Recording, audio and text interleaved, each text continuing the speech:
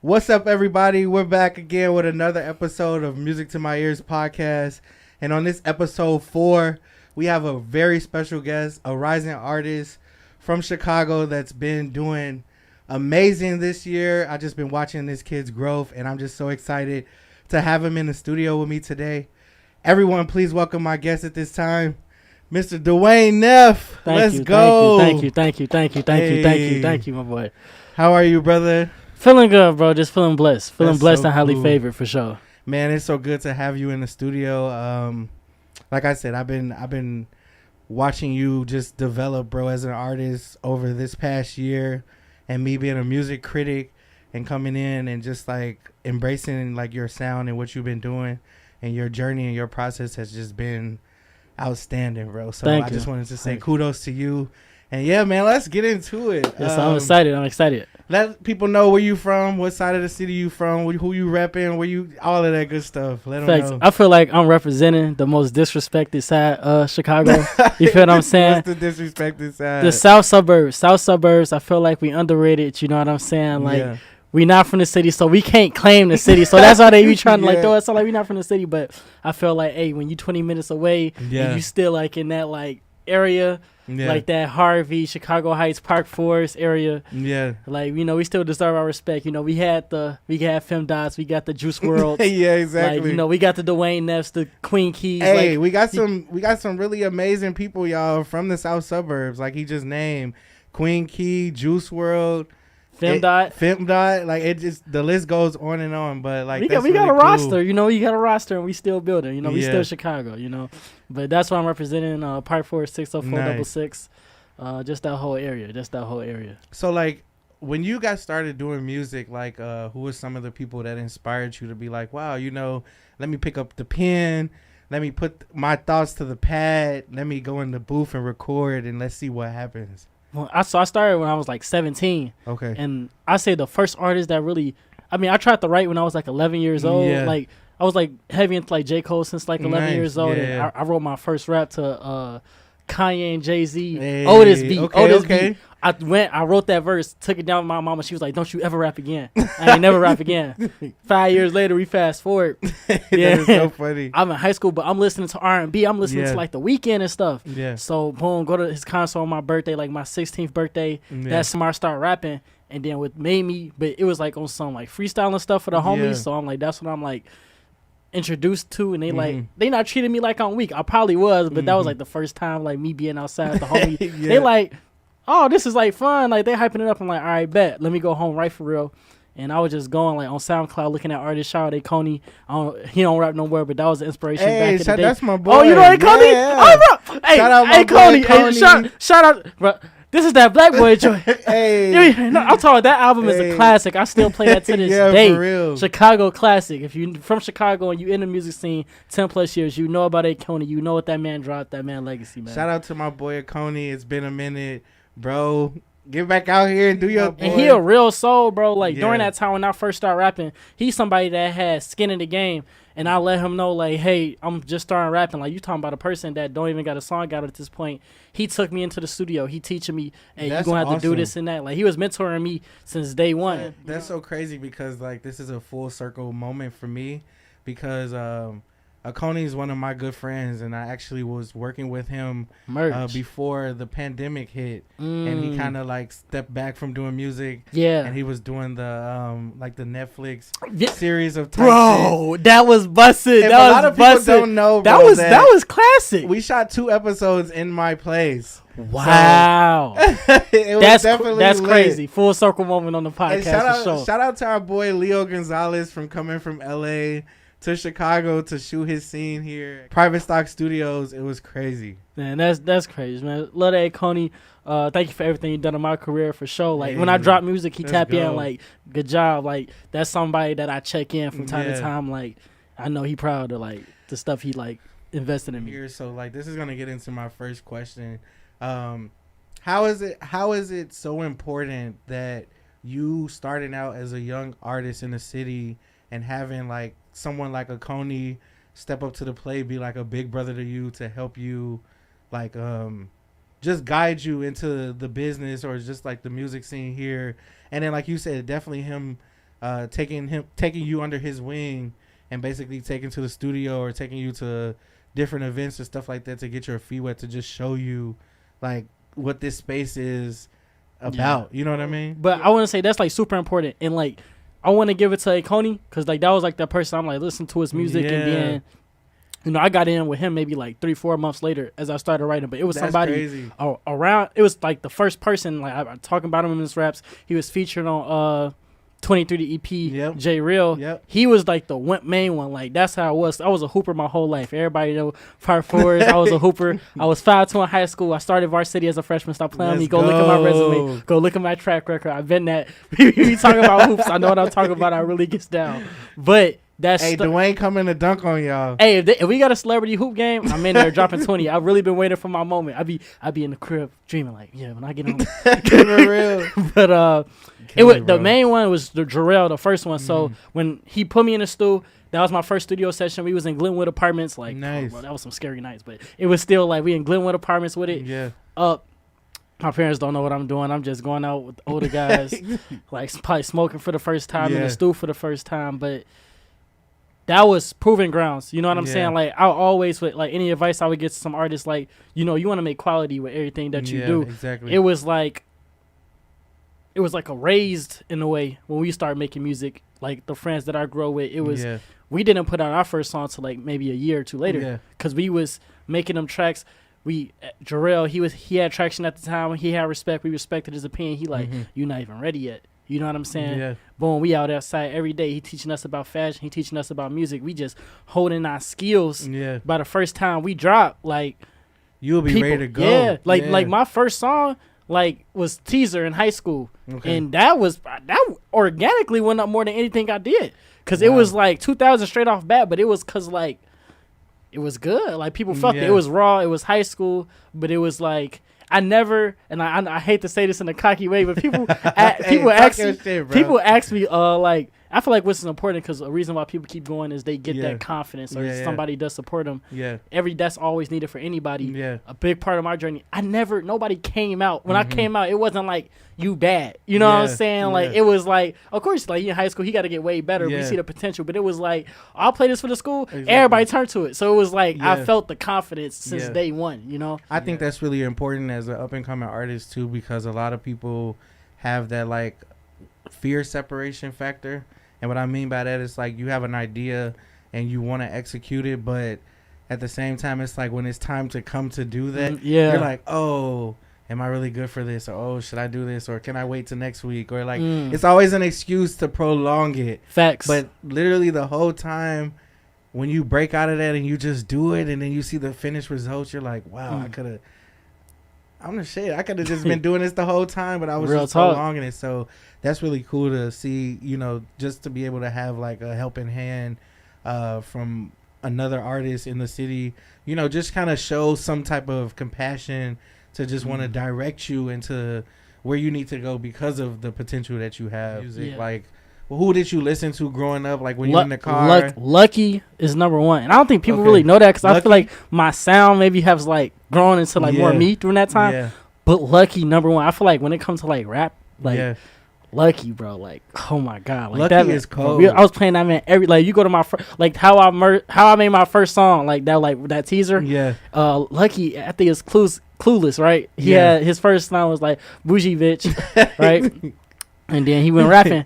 Bro, I heard that my first. I was like, "Bougie bitch, yeah, I don't need her." So it was just like that. Hey. You go to all my Nephew X stuff before I was Dwayne Neff. Yeah. It was all like trying to sound like Lucky, and then I feel like with like killed it. So it was like Lucky was like that first person. I'm like, bro, I just love his style. I'm like, that's one first person I wanted to mimic. But the two most important artists for me growing up was like going into that junior year, that flip that happened. Was I got introduced to Kanye West on my own. I was on the video game, bro, and I'm just listening to music, but I'm like studying it more. So I'm like, I heard Kanye West before. You never go wrong. Yeah, bro. When I tell you, I was in NBA 2K18 rec, bro. I hear blood on the leaves, bro. I hear them chorus. From the popping trees, hold on. I swear to God, I got off the game. I'm like, yo, I'm finna get off the game. I gotta hit this. bro, mind blown, bro. And after that whole summer, I wanted to be like, yay, bro. That was like my number one inspiration. I went, got a job at Chipotle. I'm out there saving up, you know what I'm saying? Yeah. I remember first day working at Chipotle, got a ticket. I sped off, pissed me off. Y'all petty. Forget Orland Park police for that. But boom, listening to Ye that summer, save up my money. That's how I got my own studio, got all my own equipment, and then then it was just like I just wanted to be like Ye, like just Ye. And then another pivotal person, Travis Scott. I feel like those are the two people, like the three main people I mold my sound after. You know, because I just love Travis Scott sonics, but a big part of like my development and like life-changing moment when it came to him was senior year. So I'm always like, I was always like when I started rapping, since before, I was like, I know I want to do this for the rest of my life. But a turning point was senior year, Travis Scott, Astroworld. Oh my God, I'll never forget that day that album dropped. It was just amazing time. I'm in that flow, but I'm also trying to make my first project, Nephew X. I don't got the money to go to the concert. I know my parents can't do it. So I'm like, I don't like what I'm gonna do. I'm like, all right, bet. I'm gonna sell my PlayStation. That's a big move for somebody 17, 18 to try to sell their PlayStation. Scott, my boy sold his PlayStation to come to your show. Bro, I gotta tap in. I got a crazy, if you want to talk, I got a crazy story how I met Travis Scott in the club. After, because I sold my PlayStation like years later. We can get to that because that was a crazy story. We want to know, bro. I want to know because like, how do you just run into Travis Scott in the club? I know it's possible, but you know what I mean. It's just random. Actually, I'm gonna tell that story. We gonna get to that next. But so I sell my PlayStation. Right, bro. My mom, bro. But how I do? I remember I woke up. I was like, "Do I really want to do it?" Had a dream. It was a crazy thing, bro. I be tapped in spiritually. I be feeling everything in alignment, but I be visualizing a lot, and I feel like everything is in sync. So it is. I be like believing, you know. Yeah. Boom. I'm selling my PlayStation. My mama like, you crazy. She like real spiritual religious. She thinking like the Illuminati got me. I'm like, mama, I just want to rap for real. But I sell it. Go to the concert. One of the best experiences of my life. Don't regret it at all. Yeah. And but after that, which led to, so it was like a growing up moment for me as a man. It was just like, you want to do music. This is what you want to do. Yeah. Now you ain't got no video game in high school. What you doing with your time? And that's when I went and I just really locked in and made my first project, Nephew X. Nice. So basically, it was like, it was a growing moment for you to like. It kind of disciplined you in a way because you were so attached to the game. Yeah. And obviously, Travis Scott was somebody that was like one of your favorite artists. So it was kind of like one of those things like I had to sacrifice something to get something. Yeah. But it's really cool that you said that it kind of disciplined you because it put you in the mindset of like, okay, now that I did this, what am I going to benefit from this? And so that automatically like steers your mind and gets your mind into gear mode to be like, what's next? So that's really cool that you like had that mindset to be like, okay, there's no other option. I have to just figure it out. Other people will be like, I have no other option and I don't know how to figure it out. Yeah. But see, it just shows like your perseverance and you having faith too at the same time because thank you. Look at everything now. You know what I mean? What if you didn't have that mindset to even continue? It would not be portrayed in the music at all. Yeah. So it's really cool that you said that, you know, like it kind of disciplined your mindset just to keep you to be on the what's next type of level. Yeah, and it cool. All come back full circle. Like the last time I cried was May when I dropped 23. You talk about 23. Let people know what the 23 album is and what inspired that too. Don't forget about that Travis Scott in the club situation though. We got to get to that because that's a crazy story. But I want to talk about that 23. Man, so, you know what? That was really deep because it was like a little EP, but it was deep. Yeah. Like it was getting through it. It was a real story, and that was like my warm up to show people like, hey, I have an album coming. Like, I know I've been making singles, y'all been liking the singles, but I really care about art. I really care about the sequencing. I really care about the story. And when you get in them personal stories, it's like certain songs I can make for a single, like that's gonna go, that's gonna make somebody head bop. You gonna feel this, but I want my story to be showed through a whole body of work. Yeah, I displayed that in 23 lightly, and then it was just a shift in energy. I was coming off a heartbreak from the previous year, and I was just stepping into that like, it felt like things was like bubbling up. and then it just smacked. I feel like life changed. Like I met my girlfriend during that time, then we vibing, then like she inspiring the album, and so then that's like pushing it out, and it's just like everything lined up so perfectly. It was like life was like, I remember like cicadas was going on during that, and like I know that's like a crazy detail, but it really felt like, I don't know, like it felt like it was like the universe was like, hey, you're funny evolve right now, like it's gonna happen, like, and it just like pop. And that's cool that you said that, because what I noticed when you dropped the 23 project was, it was like, okay, this is my stamp for people to take me serious. Like, this is for me to show people like, okay, yeah, I could play around, like you said, and put out singles and just, you know, do that if I really want to all the time. But I think like when you elevate and you grow, definitely in this business, and you're trying to get a bigger audience of people to view you and get opportunities and bigger opportunities, you sometimes have to solidify that so you can draw the line to let people know, like, okay, yeah, I can tap in and be having fun at the same time, but when I need to get serious and be on business, I can put out a whole project for you if you need it. Facts. So that's what I got from it when I first seen it, even from the artwork of just being inspired by Michael Jordan. Yeah. And then having the 23 in the background. Are you 23? Yeah, it was a coming of age too, and it was like a golden birthday moment. Okay. I'm a Gemini. First of all, I just want to say Gemini's we up right now. Our lineage is crazy. Kendrick, Kanye, Tupac. That's all we need. Our Hall of Fame is crazy. But it was it was a really big thing, 23. Yeah. And I always judge myself. I was like, I wonder how good I want to be rapping at 23. That was always a mindset. Because my dad, I was like, oh, I'm going to be good like later. And my dad was like, if you ain't good by 23, you need to stop. You ain't got it. And then I remember when I made Best Rapper Alive, that song on there, and I finished, I was like, I like my skill level. Like, I want to for sure want to be bigger in my career, and that's coming. But I was like, okay, I feel like, and that's what 23 really was for me.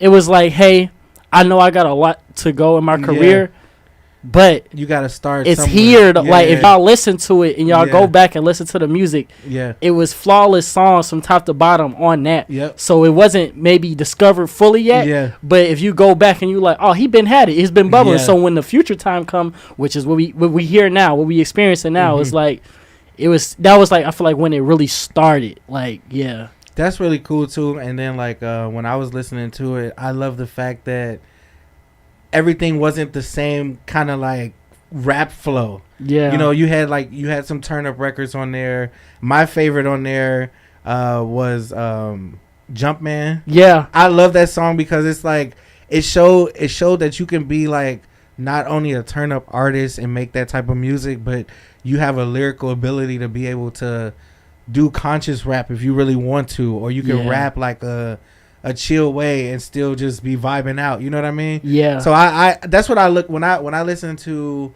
a lot of new artists that's coming up. For me to be locked onto them, I have to find that one staple song that'll be like, okay, well, I'll always know that Dwayne made this song. Yeah. And then that will make me, you know what I mean? That it's like that song for me will solidify the rest of the new music coming for me to stay followed up behind them. So when I heard the 23 project and then I heard that the Jumpman song, I was like, damn, okay, you know, like this is a song, like this is, I felt like that song, bro, was like a punchline moment that solidified you to everybody, saying like, okay, now I can really do this if I really want to, and y'all gotta pay attention to me. Facts. So, and I appreciate that, bro.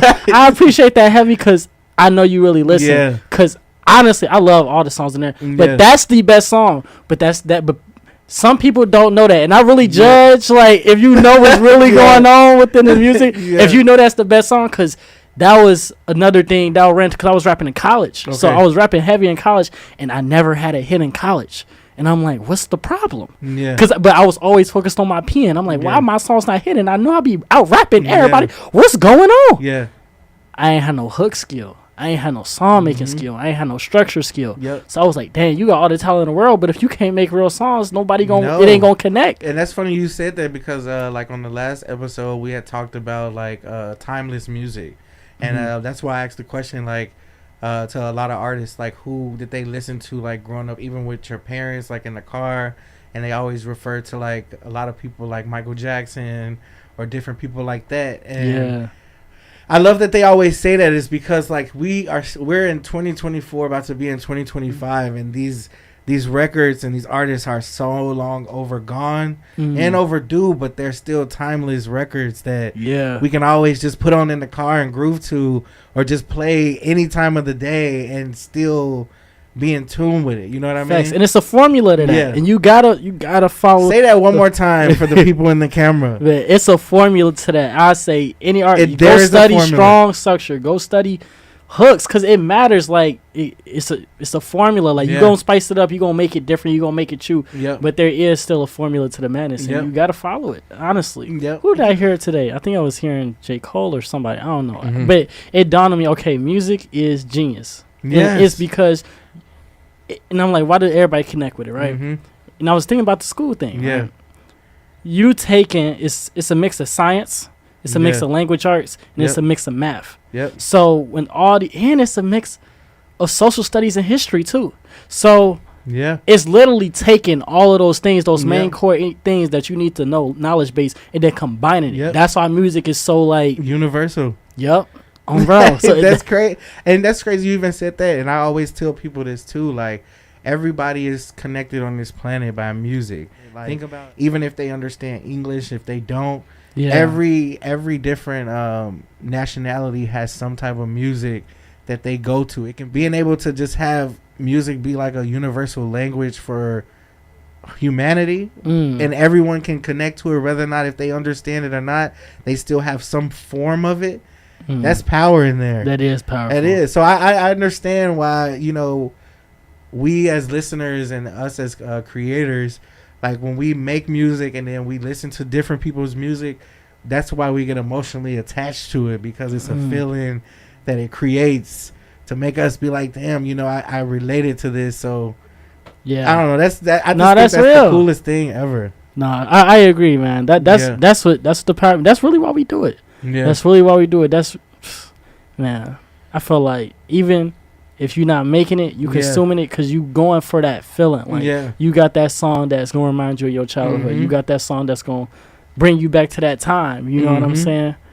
That it's a powerful thing. And you're always gonna know what that feeling feels like too, because you connected with it the first time. I think that's like the most important thing as an artist, is to be able to have emotional connection with your people and show them like your resilience of just how your journey has been. And you're one of those artists that, like I said, bro, like you even said it too in the beginning, like you at first you were doing it for fun, but you can still show people that, okay, now it's time that I can really tap in. Like for you to even just put out that project after just dropping singles, and then people see you with a project, it's like, oh, okay, he wasn't just putting out singles. Now he actually took the time.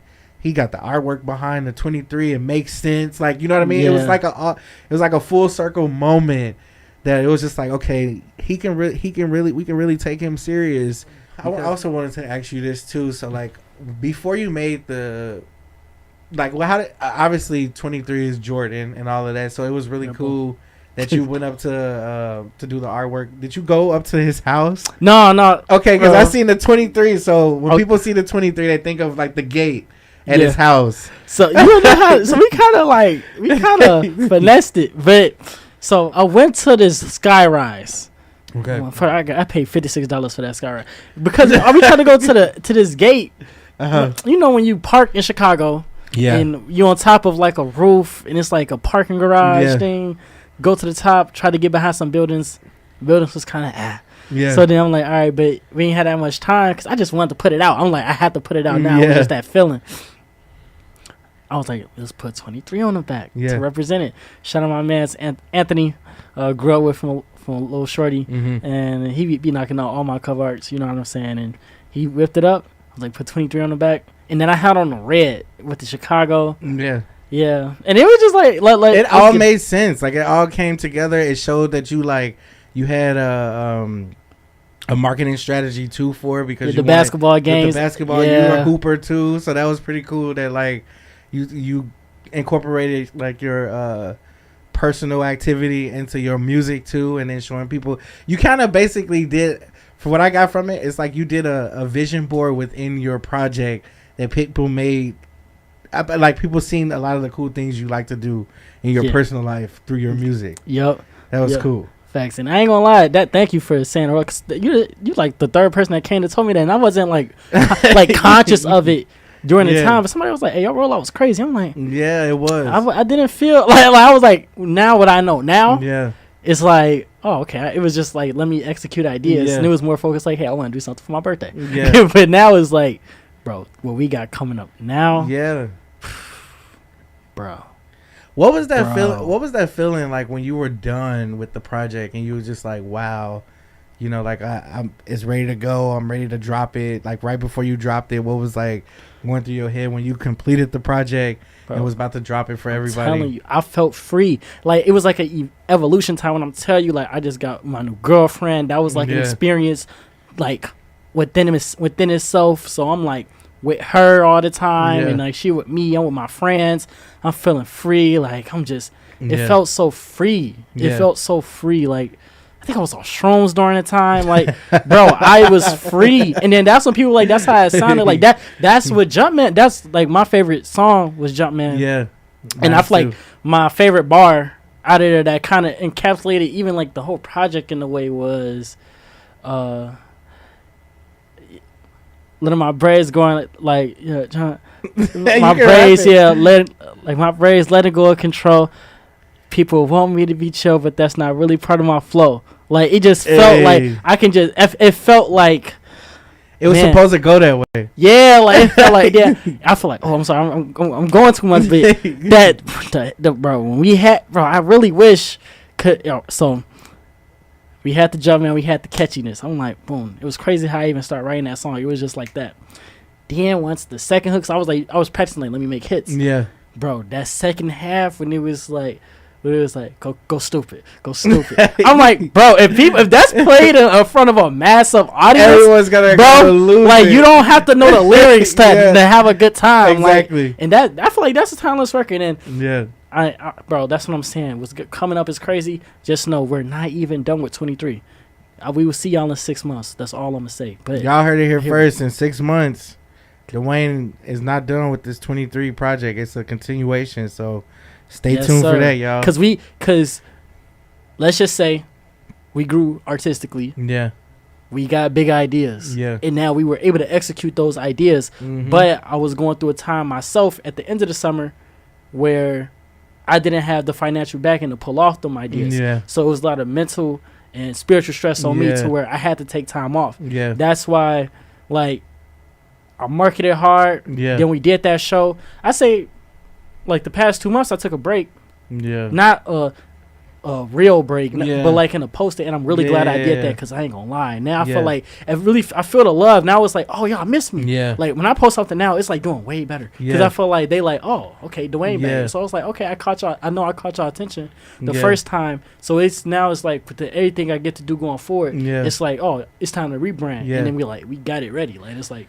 So that's interesting that you said that because what can you say to artists, you know, like the importance of having to take a mental break sometimes, and how did that help you, you know, even just during that period of just taking a step back, not necessarily quitting music, but just trying to, you know, step back and breathe for a minute and then hopping back into it. It was more of a break from posting. We were still locked in the studio every day. So like we was like working. You know, it was still constant work, but it was like just taking a break from looking at what am I posting, what am I doing, what is the quality of this, and I still had quality, but it was still like, what do I want to get better at?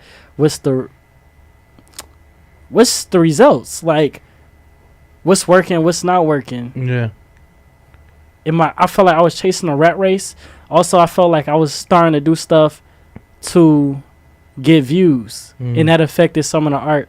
I was looking like the videos that I keep on there was more just straight art. Yeah, like it was no titles. I remember it was like a big push, like, hey, you gotta have a title, you gotta have this caption, and then it would be looking at some of the videos. So I would like love some of the shots, like the shot for like taking flight, and I'm like, I don't want nothing on this. Like the shot just looks amazing, but it was that pressure, like, no, you gotta add a title, because it gotta go viral. And I just started to notice I was just tracing virality, right? How you ever say the word, rather than just making it for the art piece. And then I remember I'm overthinking it, and then I talked to Solo Sam. Shout out Sam. Yeah, shout out to the boy Solo Sam. Real guy. And then I was showing him my videos, and he was like, man, just got one word of advice. Take them fucking words off the shot. The shot's so good. And I took it, and I was like, oh my God. Because I hated the words. So it was like, and then that's what it was like, I don't even keep them videos up because I'm like, I didn't like it. I was doing it for something else. Yeah. So just really just taking a step back and noticing like, hey, you don't got to even chase the viral art system. Just make the art you want. Visually, however you see that fit, and then let that be. If that has words on it for your next video, let that be. But if you feel like it don't. So now that's why I'm feeling good about posting now, because now I feel like every time I post, instead of just posting to feed the algorithm choice, it's more like, hey, this is something I got to say, got y'all attention, boom. And I feel like it stick, regardless of the numbers, it stick, and it actually say something to the next post, lead into the next post. So it's more like, I'm using it more as an art form than just let me just post something trying to get on and go viral. So you're actually being strategic about the way that you release your content now and actually putting in like more thought to behind your music instead of just falling into the like, oh, you know, I need to post this just because of the number count. Facts. And doing something that sticks out. Yeah. Because once that, let's say the formula, you make a reel, you cut it up, you got the title, you got the caption, everybody was doing that. Yeah, exactly. So it got burnt out. You know what I'm saying? Then looking at the consumers, I'm noticing my numbers going down. Like, why are people not paying attention to me? People see you every day. Yeah. Like, I'm sorry. Like, it be real. Like, you see somebody every day, you're going to stop liking their stuff because it's just like you burnt out. And they say it's a new word for it or something like, I don't know. It's like let's say consumer fatigue, right? Yeah, that's a real thing. Like, I don't want to see you every day. Yeah, post twice, once a week, and now like I feel like people be like, you got to post every day. I feel like you do, maybe if you need to in that moment for what's working for you, but sometimes you really don't. That was another thing I had to learn about myself. Yeah, and learn like I was like, hey, I'm not consistent. Yeah, but then I started realizing, all right, what is consistency for you? Because you can be consistent with doing less but more. If you post once a week, but you train your fan base to that you post once a week, your fan base is like, oh, this nigga consistent. Yeah. But if you in your mind being like, I gotta post every day, but you post 5 videos and then you take 4 days off, you post 5 videos, you working outworking a lot of people. Yeah. But you not consistent within yourself. Yeah. You overthinking it. Yeah. It's like you slacking yourself. And that's important too, because you gotta have like the balance between like the content and stuff that you put out. Definitely managing all of your outside of personal life too, and all of that does play a part. So I definitely get that. And then I definitely get your aspect in the day. Like, you don't have to go too crazy every day, but it's nothing wrong with posting every day. Just trail your posting into the thread of leading to the bigger outcome. So when it comes, people will already be hooked for that long, and they'll be waiting to see it. 100%. 100%. I think that's the best way you can say it. And don't trip about taking a break. My homie Chris was like, it's okay to take a break, y'all. It's okay to take a break to get your mind together. He told me, my homie Chris, he was like, hey, you're not posting. You know, we're not going to leave you. Like, if you drop something and we liked it, you, like, disappearing for a month. Like, nigga, we not gonna forget you. We gonna be rocking with you. Like, we still gonna be here. Like, you know what I'm saying? So that calmed me down. It just take a lesson. Just go at your own pace. Go at your own pace. But sure. Like, who is some people now that you would actually be willing to work with that's on like the underground scene or the up and coming scene, or like even artists that's already on in the city that you would like to work with in the future? I like what Mike DFG doing. Yeah, like shout music. Out to Mike DFG. That's the bro. I like his music. I like his videos. Keep striving, bro. You going crazy. Yeah, he is. Shout out to him. Kari. I was just chopping it up with Kari today. We got something like, bro, Phoenix from Indy. I don't know if people know Phoenix. I can't even say, but we got stuff in the woodwork. Shout out Phoenix. Shout out Kari. Because I don't want to miss nobody that I probably think I got somebody that Lionel the nicest. Shout out my boy Lionel the nicest. Bro is tough, energetic, consistent, hard work, great energy, great guy. Shout out my boy Lionel the nicest. Nice. It's probably some more, but the thing is, it's so funny, like rap homies, because it's like bro, we be like locked in, but everybody be having their own stuff. So it's like, hey, bro, like Carl, like, hey, he and me today be like, hey, we gotta work. Like, yeah, we gotta work. Yeah. All right, bet. You a teacher? Yeah, I bet. 2 weeks, we got each other. And then that's how it be like. Yeah. Like, we just know, like, it's just that relationship building. Like, hey, it might be bubbling for like 6 months. Yeah. But when it's time, because it's just like, we gonna get in. Oh, artists I want to work with, just like, what you call it, bucket list ones. Femdot. Shout out to the bro Femdot. Femdot, checking this out. That's like, bro. Tap in with my boy Dwayne. Raise me musically, bro. Who else I want to say? Flex, bro. Flex be spazzing. We got opens. But Flex. And then I love Galaxy Francis sound. Shout out to the bro, my boy. And KO Southside be rapping his ass off. Yeah, shout out to Karali Payne be rapping his ass off too. They all are cold. Like, shout out to all these amazing artists. They're all talented. And these are the bros. These are people that I had conversations with. You see this? Come tap in with me. Let's do tap in with my boy Dwayne, y'all. Let's do it. So moving on. Like, when you're creating music, like what is like your creative like space that you have to go to? Like, I know I have like some friends that do music and they go out the country sometimes to create their album, or they go like on vacation just to isolate themselves from the world, but then they're like just spending time with nature or being by the water. Like, what is something that like grounds you and your energy to like really put yourself into like artist writing mode or creating mode I feel like during this last process of creating this project, I kind of mastered it too. Okay. And there's two versions of me. The version that don't get to pop out that much. Yeah. I'm in the studio with my guys. I'm smoking. I probably got my chains on. I probably got my watch on. I'm probably fly. And I'm like, damn, I'm fucking Dwayne Neff. I'm a rapper, bro. And I just go like way laid back. That's how Let 'Em Out was made. These tracks like that. Because I just be feeling like, oh, man, I got a rapper ego. You know what I'm saying? I love rap like that. Because that don't get to be pushed out that much. But like 90% of the time, 95% of the time, isolated, nobody but me. Yeah. I'm writing, recording. I make my own beats most of the time, so I'm cooking up the beats. I write on pen and pad because I like to get real personal. Yeah. So I write pen and pad, and I just take my time. I don't put nothing down unless I feel it. Yeah. Take my time with every word, every syllable, every snare drum, every chord, and just flesh it out. And there's a lot of editing too.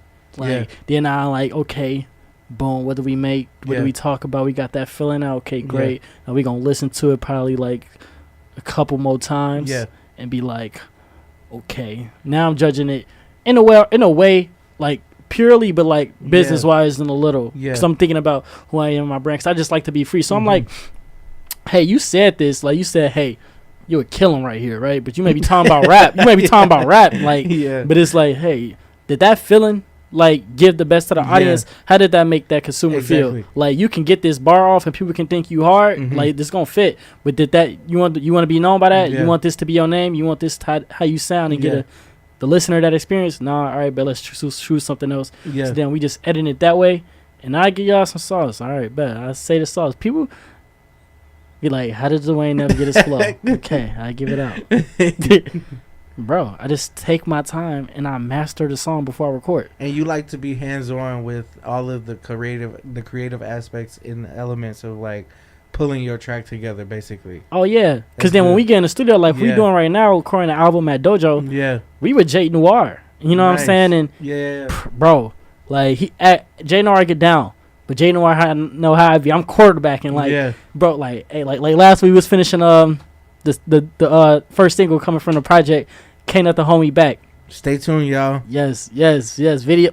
I'm already knowing, bro. Let's go. Bro, I'm talking about, I'm in there like, hey, I want, just for this 4 seconds, I want this effect to sound like this. Yeah. Because I got chops in engineering too, so he come out the chair, I put the effects down. He, all right, bet. Now he come back, he touched it up, like, let's get this EQ right. Like, just, like, I'm real, because I know how to mix and master, right? So, because I got my own studio at home, but I love the quality at Dojo, and I love working with Jason. It's just like hearing another ear, so it's like we built it together, and I trust him. So it's like I know, like when we did the first mixes, I came back was like, hey, it's too much. It's not enough low end in the vocals. And then we come bring it back, so it's like real detail. Like I know exactly what I want, and then we gonna push it to that. So it's like, yeah, and I be making like 99% of the beats. So, bro. So that's really cool that you said that. So this is gonna follow up into the next question. You being an up and coming artist, what is something that you wish, you had as a resource wise to be able to help your music career, and get you into the next phase? Yeah, phase of your career. I would say business, bro. Okay, that's what you gotta find a way. The element to learn business. I had a mentor. Gotta go plan the album. But he told me, he was like, hey, you think you good at music? I was like, yeah, I feel like I'm ready. He was like, all right, bet. Well, you don't need to be rapping no more. You need to go learn business. And I was like, all right, bet. I took that, and that's what all this has been about. That's what 23 was for me, too. It was like, I dropped singles, and I always felt, so I'm like, my music has been good.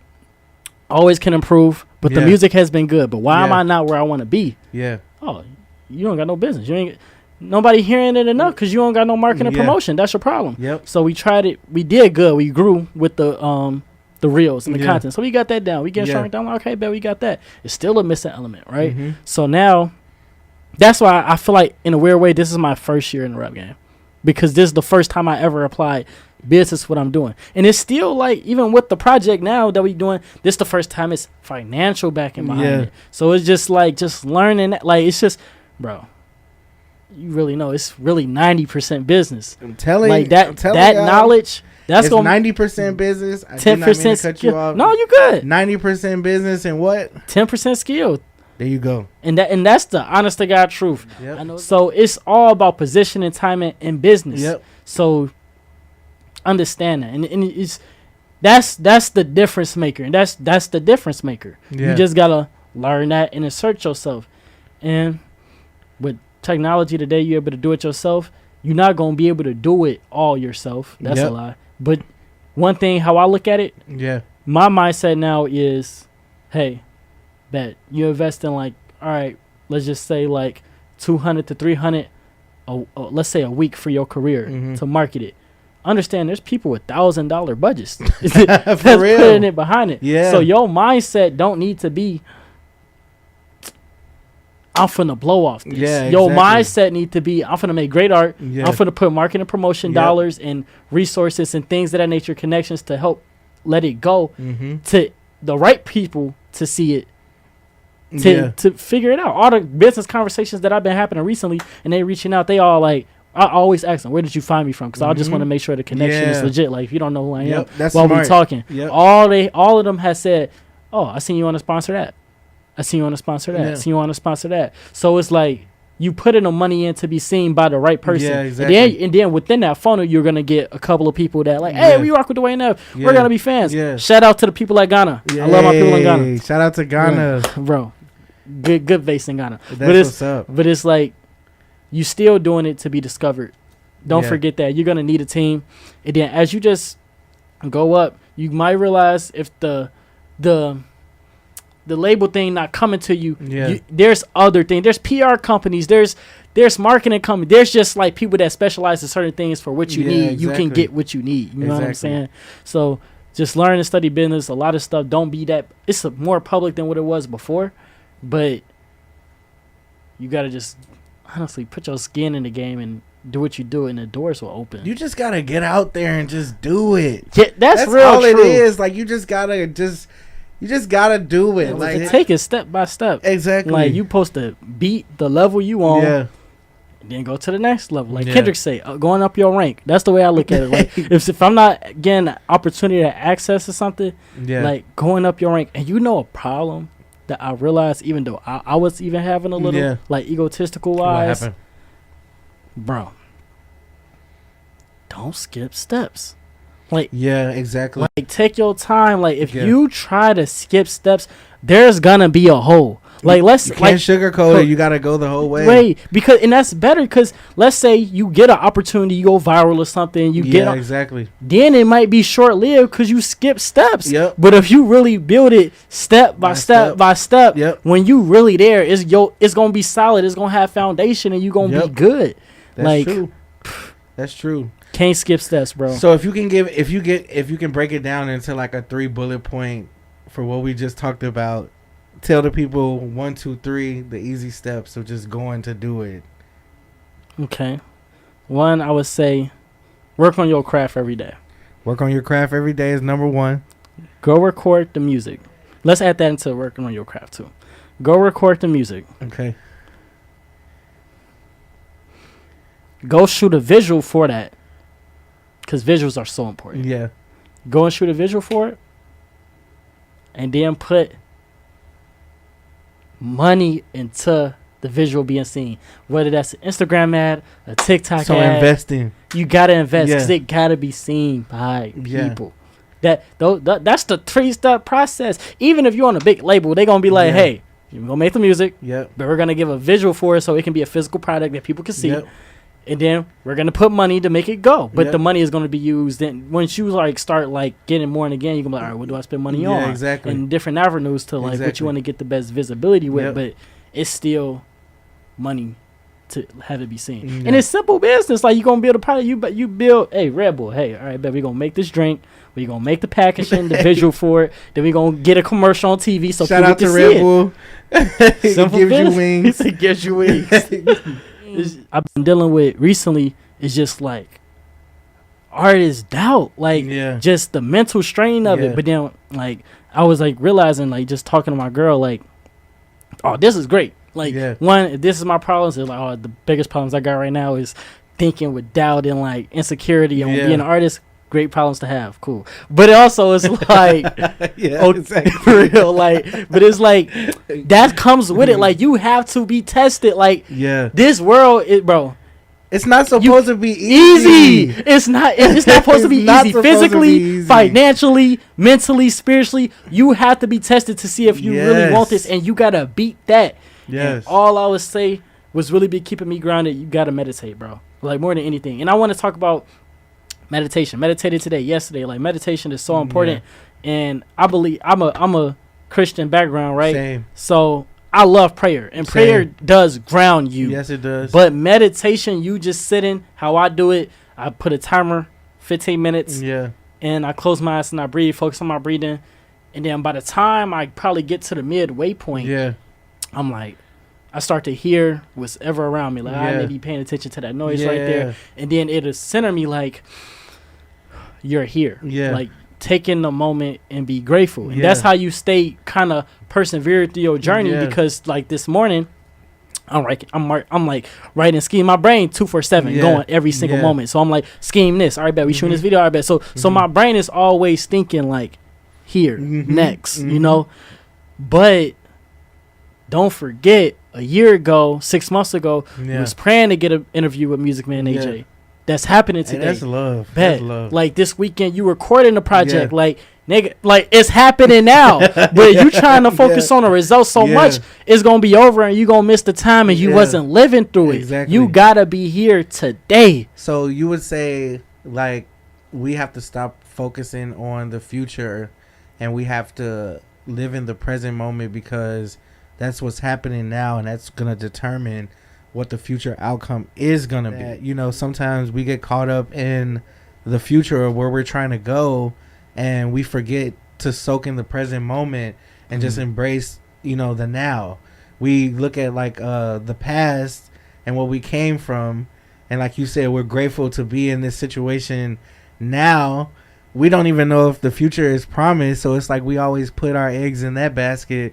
The whole time we forget about the blessing that already have gave us the opportunity to be where we're at now. So it's always good to like sit in the present moment, y'all, and definitely just be thankful and be grateful and just look at the journey from how, like you said, a year ago was to now. Like, a lot of stuff has happened over a year, and sometimes, you know, like at the end of the year when we look back over, you know, all the stuff that we've done, we don't feel like we've done a lot. But then when we see like the shows and the video drops, and then like even going out to support people at events or concerts and stuff like that, we'd be like, damn, like we really put in a lot of work, and we really were out here and lived life and enjoyed it and had fun doing it. And that's what it's all about. That's what it's all about, y'all. It's literally all about creating the memories and just being on this journey and crossing paths with people that you grow with and build relationships, that's literally the key to life. And it's about you telling your story of your journey when you get to where you're going, of all those people that you ran into that meant something in that moment that you created a memory with. Yeah. So that's always like a good thing. Just love the process. I know, like I said, I've been seeing you do your thing over this past year, and one of the coolest things I got to see this summer was you opening up at the on the Go Fest. Yeah, which was really cool. Shout out to the people opening up for Star Bands and Vic Mensa, y'all. That's crazy. So let the people know, like, what is the On the Go Fest, and you know, how was that experience, even getting offered to do that, and from the day of the show. Man, it was like a open mics beforehand. We had to go, we had to try out, perform. That was fun. Clean up my music. They say my music because I had to do Boss and I had to edit Boss to make it clean. Yeah. And that was like, oh, the clean version sounds so much better. Yeah. So I'm glad how they like helped me with my music on that end. I met so many amazing artists and people. It was a lot of really good. Kari, that's how I met Kari. Man, Kari, dope music. Shout out my boy Dion. Hey. You had, I forgot her name. She a girl. She's so fine. Linda Soul. Oh, I missed this. It was amazing. I think her name started with an I. I'm so mad. She's so fine. Dark skin, chocolate, amazing woman, dreads. Ifani, I think her name is. Yep. Shout out to Ifani. And she just dropped the project. So go crazy. Crazy. We see you. All love. Z Sage was there. Did her thing. Shout out Z Sage. She was killing it. I'm so proud of her too. Yeah. Nisi Mo. Nisi Mo. It was just an amazing show. I feel like there was really community, and we still talk afterwards. That's cool. You know what I'm saying? So it's like a community, a family that I can always like fall back on. Yeah, them the guys. I be seeing them everywhere. So they're like the guys. Shout out to True Star and On the Go Fest, y'all. It happens every summer at the DuSable Museum of Black African American History. It's a community-based outside kind of like block party concert, and they bring a lot of up and coming talent that's been in the city popping their shit.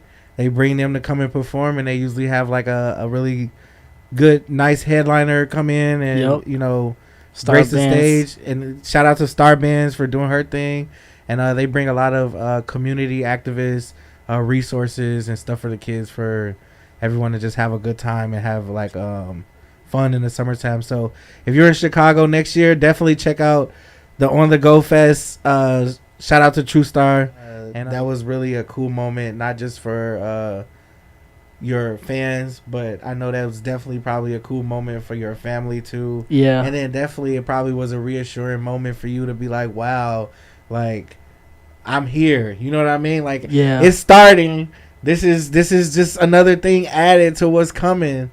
And that's really cool that True Star reached out to you and gave you that platform, because you definitely worked hard for it and you definitely deserved it. Thank you. So keep killing it, my boy. We're gonna go back to this Travis Scott thing, because I know we were talking about this Travis Scott in the club, y'all. So the people definitely want to know. So give us the spiel, bro. Like, how do you run into Travis Scott in the club randomly? Let's do it. All right. This is how I run into Travis Scott in the club. That's crazy. Boom. Let's start there. Backtrack. What's that? I think I might have got fired. I might have not got fired, but I know my money was low regardless. So I may have had a job, money low, but low funds, right? Boom. Want to go to Travis Scott Utopia concert. I'm like, oh, fuck. All right. How we going to do this? What else you doing? You broke. Yeah. You put in a parlay. Shout out Prize Picks. Boom. Hit the parlay, boom, front row tickets to the Utopia concert. So I'm front row. First of all, that was an amazing experience. Yeah. Seeing Wonder Girl. First of all, backtrack. This is not great financial decisions, so don't be taking financial advice from me. All right. But still, he just wanted to see his favorite artist. That's all I wanted, bro. All I wanted, bro. But tell me why. Boom. All right, boom. Experienced the concert. Amazing concert. Got to see Wonder Girl. Got to see G Herbo. Everybody was like, amazing concert. Boom. Right. Little backtrack. Last year, the year before that, a couple months back, I go to Lollapalooza. I sneak backstage with these dudes, J Rock and DJ Ace. We jump. And the third was with me too. We jump a fence. The security got us like, no, y'all can't get over here. Boom, send us right back over the fence. We stake out like 20 more minutes. Yeah. Jump the fence again. Chase our dreams. Chase our dreams. You feel what I'm saying? Chase our dreams. Y'all seize the moment. Boom. We get there. Now we in the bag. We with Dreamville and everybody. Yeah. Okay. Boom. Whole situation. Got into a rap battle with an artist. Cool experience. DJ Ace and J Rock met them, right? So keep this in mind. Boom. I'm at the Travis Scott concert now. Yeah. I'm on my phone. Look, J Rock at the show. I'm like, oh snap, homie, J Rock at the show. Yeah, he remembers you from the last time. Facts. Okay. So boom, hit him up. Where you at? Boom, link up. Yeah. So he like, you already know what time it is. So, fuck, what you mean? What time it is? What we finna do? He was like, we finna go sneak backstage and meet Travis Scott. I'm like, that's crazy. What? I'm like, all right, bet, but this is indoor. We can really finesse outdoors. Yeah. Also, I'm not going to jail. This is trespassing. Don't follow this advice. But hey, do you want it or not? No. but we go in. I remember. So we walk out the stadium. Yeah. Like we get like the circle thing. Yeah. Go circle. Bro, I go in and like Neff go talk to the dude. Right. I'm not really a finesser like that, bro. Yeah. I go talk to the dude before I get it out. He like turn around. Security like turn around. I'm like, all right, fuck. So I go back to them. They're like, what happened? I'm like, so me turn around. What y'all expect? Like, how y'all finesse this situation? Yeah. Bro, J-Rock, I swear to God, don't know how he did it. Bro, he was like, Neff, watch out. I got this. I'm like, all right, man. I follow your lead, bro. I swear to God, bro. He walks up. I don't even know what he's saying. All I'm here is look. I'm like, what is he saying? But he having a real conversation. Exactly. Bro, all I seen was the security was like, let him through. I'm like, what? I don't even know what he said, how he finessed it. I'm like, oh, this is happening. So, boom. We walked through with him. I'm like, so okay, boom. Now we're on the first floor. We're going down. Security just looked like confused, like, what are they doing? Yeah. I don't know. We just keep walking. Yeah, exactly. Now we're on the floor of the United Center while they putting it up. So you see Cactus Jack team. They moving all the equipment, all this, everything. Boom. We going back there. We walking. We don't really know where we going. I'm like, oh my God, this is crazy. Like, we going to get caught by security. I'm going to jail for trespassing. Damn, fuck it. So I'm just flowing. Boom. We get in there. We passing all security checkpoints. Mm-hmm. They be finessing. But like, we get to the end, bro. Travis Scott, what you call it? Dressing room right there, bro. We get right there, bro. Seen one girl. I wanted to be like, hey. But before I even get that opportunity, security come cut us off. Whoa. What y'all doing? Y'all not supposed to be here. Crazy. Bro, J-Rock like, no, man, we supposed to be here. We finessing. See, now I'm just quiet. Because I see one girl and them right up. Yeah. But it's like, damn, now they finna see me arguing with security. This not going to be a good look. They going to think it's a problem. Exactly. So I'm like, I had to miss the opportunity. If I had to do it again, I still would have raised my hand and talked to one girl. But hey, we was right there, right? Boom, what I do next? I go on IG. Travis Scott at the club at Underground. I'm like, y'all, fuck it, we going to Underground. I'm like, all right, bet. But I don't even know why I'm there. Something just told me, was like, hey, this night is going to change your life. It might have. Let's get deeper to the story. So, keep in mind, I was broke during this time. $20 in my bank account. Don't forget, broke as hell. $20 will go a long way when you broke. Here it go, right? Here it go. Also, another bad financial decision. I paid for a studio session, right? Yeah. With Jay Noir to record Crazy in the Stew. I Zelled him the money wrong, right? So it had to he had to call the bank and shit. Yes, like so fuck that up, right? So all bad financial decisions. So then we go to the Underground, right? We talking, get out the car. I'm like, let me just check my account before I go try to in this club type shit. Yeah. Swear to God, it's $300 in my account when I get out the car. I'm like, why is it $300 in my account? Don't know. This is how God worked miracles. That's crazy. Hey, I call them the ghetto blessings, bro. Ghetto blessings. So. Ghetto blessings. Yes, so sir. Really got $20. Some reason it's $300. So all right, so I know something crazy for to happen tonight. So boom, now we trying to get in the club. He texting. He like, nah, I'm trying to charge y'all this. We like, fuck no, we not paying that to get in the club. So now we trying to, of course, do it. Me, J Rock, and Ace do. We trying to sneak it to the club. Yeah. We going around, walking around for like 30, 40 minutes. Yeah. We can't sneak it to the club. Can't get in the club. So then we walk back, and I'm like, I got $300. Something is telling me I'm gonna see Travis. I'm gonna meet Travis Scott. Something just keep telling me that. I'm like, all right, bet, fuck it. So his homie, I forgot his manager name. This is the bro now. This his manager. Oh, he got the braids. Oh, I'm really mad I lost his name. I really lost his name, but he got the braids. He like really tall, dark skinned dude. I noticed him. I was like, hey, you Travis Scott homie? He like, yeah, bet. I'm like, oh, I bet, yeah. My name Dwayne Neff. He like, all right, bet, little homie, all right, bet. So he going in. That's a checkpoint. That was really cool. A checkpoint. No, this a checkpoint. This a checkpoint, right? So now we going back. We like, all right, man, fuck it, paying. So now I'm like, fuck it, I'm finna just go get the money. So I run. I lead them. I'm like, y'all stay here. I'm finna be right back. I run like a block, like 20 minutes. Go to the ATM. I withdraw the cash. So now I got $300 on me. I'll run back. Tell me why. Yeah. Crazy. I'll run back. I'm walking. Now I'm like getting close to the club. All I hear is, man, Kanye had us fucked up in Africa. I'm what? what you mean? Bro, I ain't gonna say his name because I said it like that. But Kanye West writer. Yeah. Forgot his name. I'm really jipping names right now. It's really bad. But Kanye West writer, and it's people I text, which is so funny. But he like, I'm like, oh, merch. I'm like, bet, yeah, man. So I introduce myself. I'm Dwayne Neff. I get to telling him my whole story. Like, bro, I sold my. I'm using the same story from when I was in high school. Like, man, I sold my PlayStation to get here. Type shit, man. I don't even know how I'm supposed to be here. This is my music. He like, all right, bet. He's like, all right, fuck with you. Give me your number. Type shit. Yeah. Text, review my music, show love to this day. You know what I'm saying? So that was just like a cool connection that I made during that time. Yeah. And then that's awesome, bro. That's fact, and you never know what these things may turn into. He's talking about it's still years of relationship building. You know what I'm saying? But that was a cool one, right? Now we got to get in the club. Yeah. Bro, still got to get in the club. So now we coming back. Now the club kind of getting packed. Now he not fucking with us. Now it's like we got $300. He like, bro, I don't care if you got $300. We're just not letting y'all in this shit. Yeah. We like, what the fuck you capping there or not? So then I'm like, all right, y'all chill out. First of all, I think it was a blessing. I knew I ain't had no money. A homeless dude asked me for some money. I gave it to him. I feel like that was a key. I feel like that was a key in the story because I feel like that was like a test. So I'm like, I'm not supposed to have this money anyway. Exactly. So shit, I just get you gotta spread the love. You got if you don't, it'll be taken away. Real life. So now I'm talking to a security dude. And I'm like, man, I sold my PlayStation here. Like, you gotta give me this, man. You gotta let me in, type shit. Like, you gotta let me in. He like, nah, listening. Travis Scott, homie, his manager, hearing this. He like, hey, fuck all that. Let him in the club right now. He with me. I'm like, merch. I'm like, hey, but I got my two dudes with me. Boom. I get him the money. They get in the club. Yeah. Now with Travis Scott, manager, homie. Yeah. Now I'm in there. Now, like, he had to do his thing. Like, he handling business. Like, he running the nightclub scene, so he handling business and shit. Yeah, it's always a lot going on and making sure everybody good. Facts. I get it. I totally understand. Facts. But I ended up just chopping up with him. He respected me. Just told him, like, my story and everything. He rocked with me.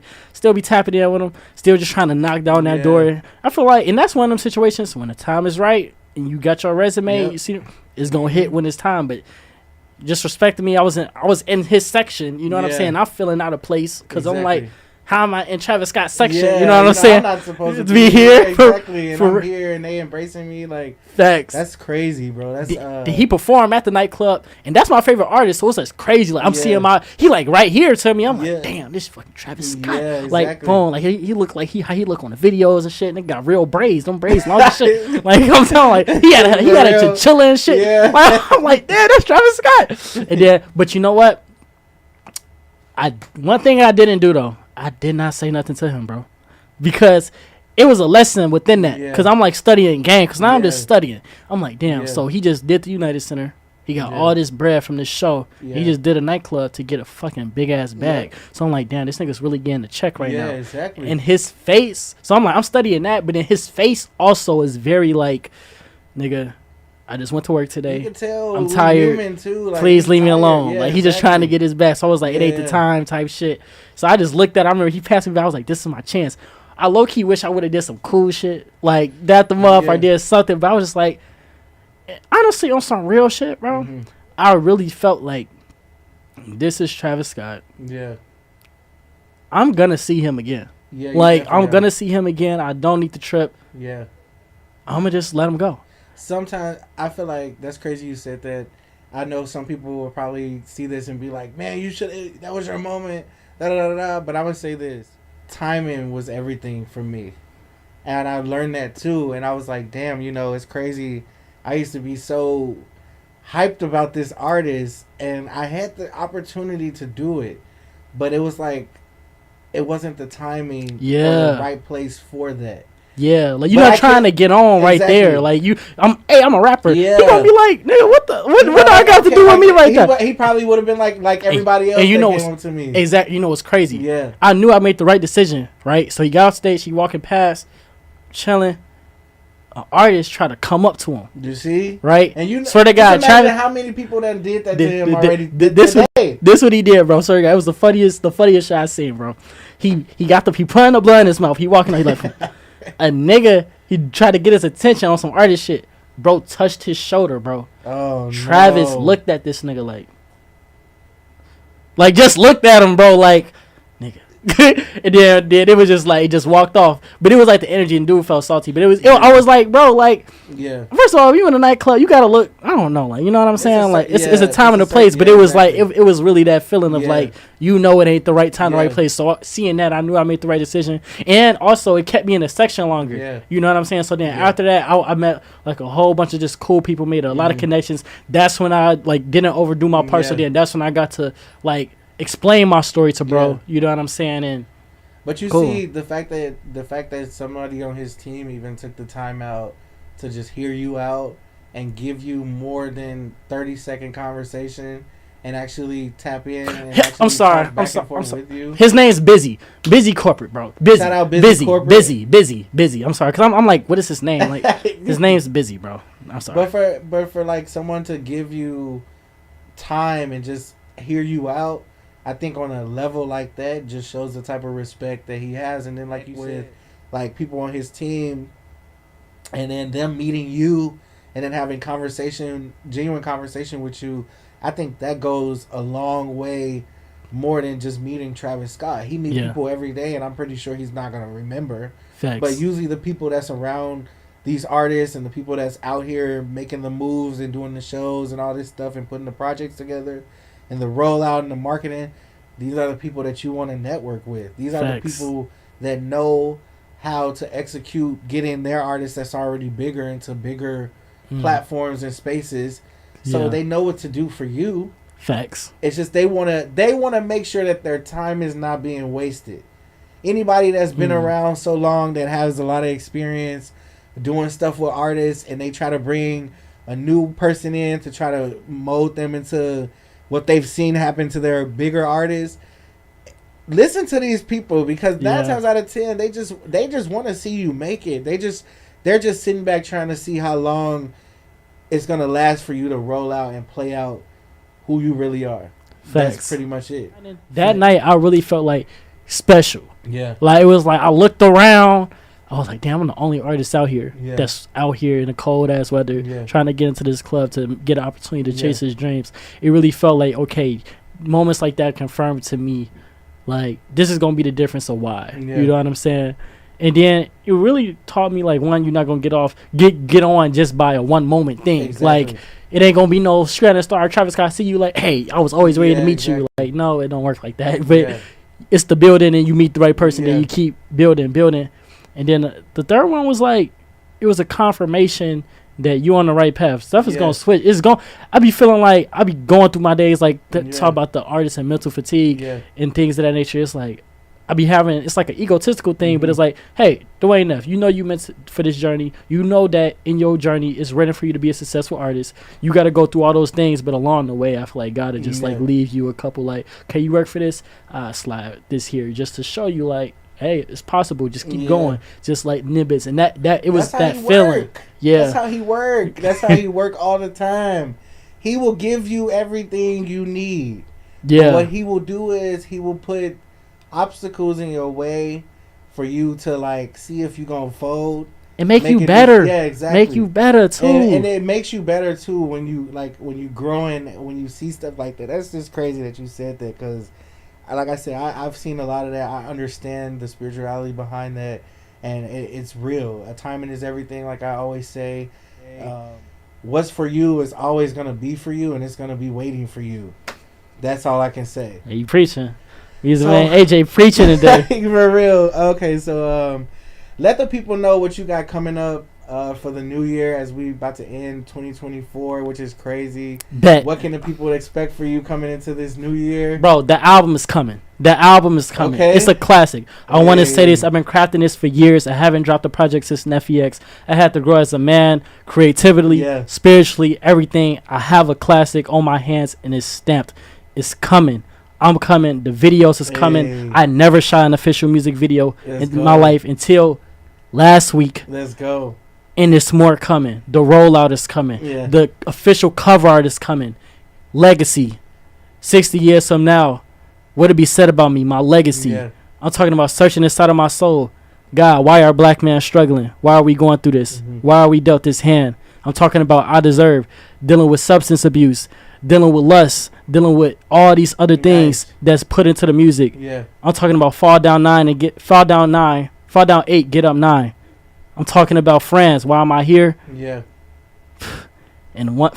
You don't even have to tell them all, bro. That's bro. Enough. I'm telling about this. It's hits. It's hits here. The song structure is here and the hits are here, but that substance is here too. Yeah. My story of who I am is here too. Yeah. Can I spit? Go ahead, bro. Life shit tried to knock me off my path, but I just kept going.